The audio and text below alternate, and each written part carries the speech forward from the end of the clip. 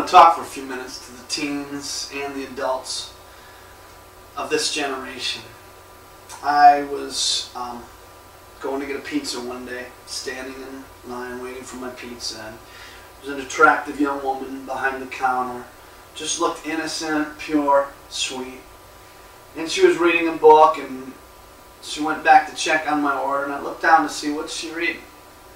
I was thinking it might be a Christian book of some kind, and was kind of interested. And the title of the book was Jessica's Guide to Dating on the Dark Side. I thought, I have an idea of what it is about, but let me go look it up. Came back, sure enough, I looked it up. And Jessica, in this book, is dating a vampire, and talks about the conflict she has, whether to become a vampire or not.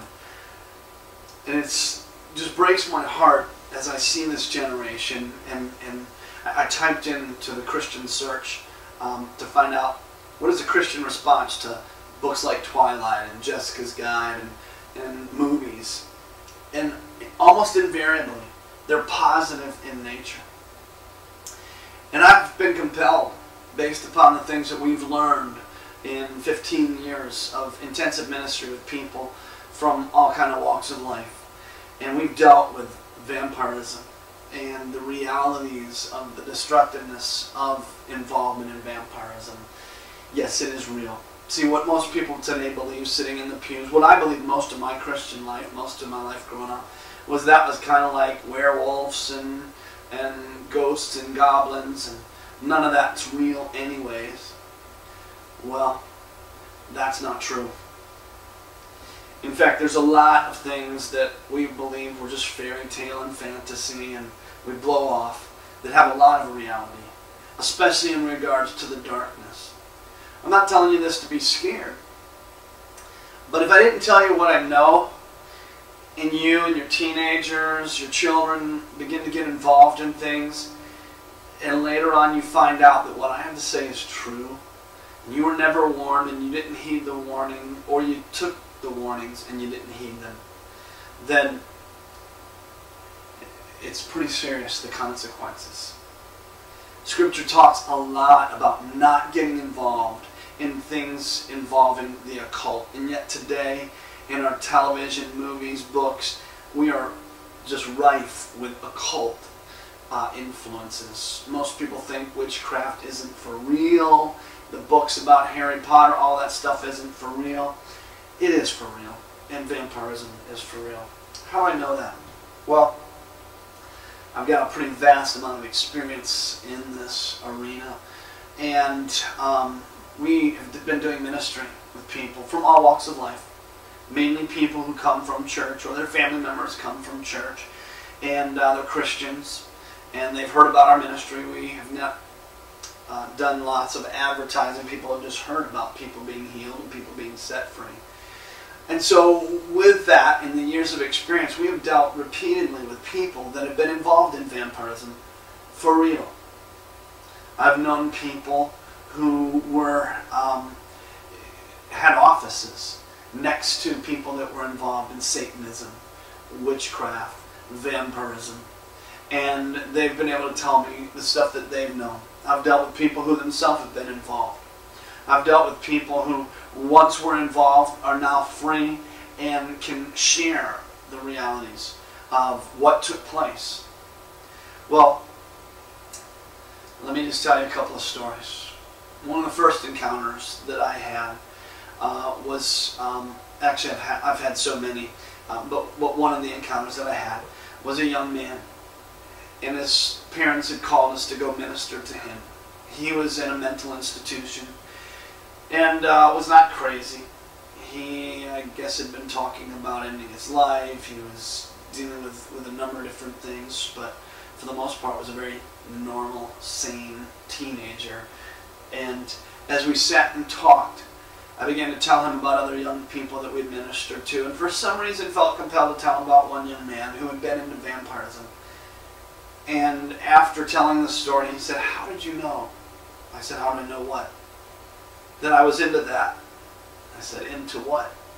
And he said, "I never called it vampirism, but like biting people and drinking blood, because I've been doing that for 4 or 5 years, and the guy was fairly young.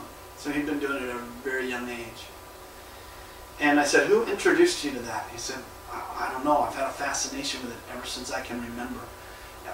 No one ever introduced me to it. Well, based upon our ministry experience, we know that stuff like that, you're not born with it. It's not innate. That it's transferred. It can come down a generational line. In that case, you could be born with it if there's a history of it in your family.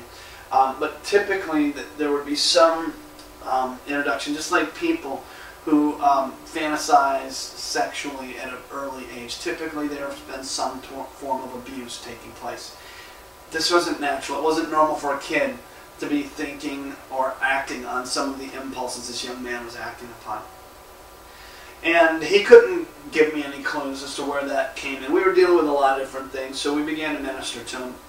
But I was compelled to find, where did this get in? So I called his mother. She was an adopted mother.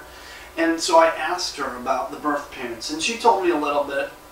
And I didn't think that was the answer. Even though we couldn't talk to those people, I didn't necessarily think that was where it came from. I said, well, can you tell me anything about the foster agencies that he was a part of, or foster homes?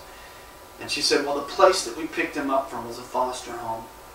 And she said, the only thing I know is that it was a wicked place. I said, tell me about that. And she said, well, when we picked him up, I'm not going to say his name, but when we picked him up, he had bite marks all over his body.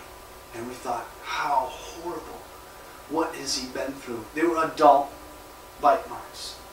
Now, they had no frame of reference for what I was asking and what I was looking for. I had not given them any clue, and she was giving me the answer that I was looking for. You see, there was a transference of spirits throughout witchcraft and the occult. There's a fair amount of sexuality. I don't believe it's a fulfilling sexuality that God has intended, that was ordained for marriage. Hollywood would want you to make you think that it's the most fulfilling, that it's ecstatic beyond your wildest dreams, and you should go after this. Of course they would, because they're lying. They never set out to tell the truth. It's not their goal.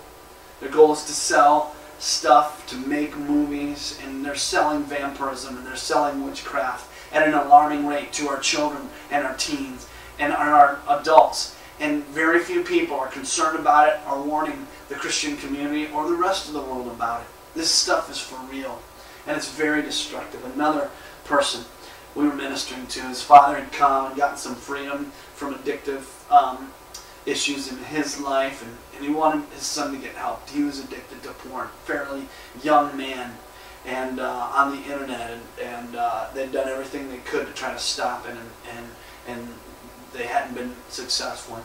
He wasn't real thrilled about coming in for ministry, but he was open. He was beginning to share and open up, and he was involved with a girl. She was a very attractive girl. He wasn't a very handsome guy. Just being honest, being real. And but she was interested in him, supposedly. Now, she was into vampirism. I asked, had they had sexual encounters? He said, no, we've been talking about it and we're planning on doing it. I began to warn him, and he's like, wow, no way. I can't resist this. And I shared with him what it could open the doorways for.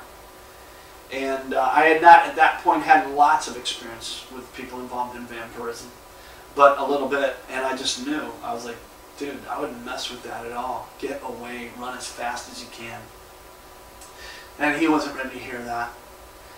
That week, his father called me and he said, things have gotten really, really bad. And I asked to talk to his son, talk with him, and he said, well, yeah, we had sex, and yes, she bit me, and that was a whole part of the process. And the guy was having suicidal thoughts. He was beginning to hear voices in his head. And I was going out of town for a conference. I said, let's schedule something next week. Before we got back into town, his family had him put away in a mental institution on the other side of the state for intensive therapy. He was on all kind of meds. He had gone crazy in just a matter of days. I've seen that kind of thing a number of times because it's really demonic in its origin. What people may be doing innocently, they wouldn't even You don't have to study books to find out about this. You could just, out of fascination, begin to operate in accordance with what the demonic wants you to operate, and you open up a doorway for demonic fulfillment, for demonic trafficking, torment, and all types of bondage and strongholds. That's why I'm writing this. That's why I'm telling you this today. Because we have allowed into the toy box, into our television set, our bookshelves, our movies, things that God despises. Why does He despise them? Because He knows they will destroy us, body, soul, and spirit. And God came to give us life and to give it abundantly. I'm not telling you to not read these books and to watch these movies because some kind of killjoy and I don't want you to have fun. No, I'm involved in people that have opened doorways to the occult, and the damage in their lives and to their children, the sickness, the torment, the fear, the voices. Need I go on? I could go on and on, tell you story after story of person, men, women, boys, and girls who are messing around with the darkness, thinking it's fun and games, and have no idea of the doorways that they're opening for the torment in their souls.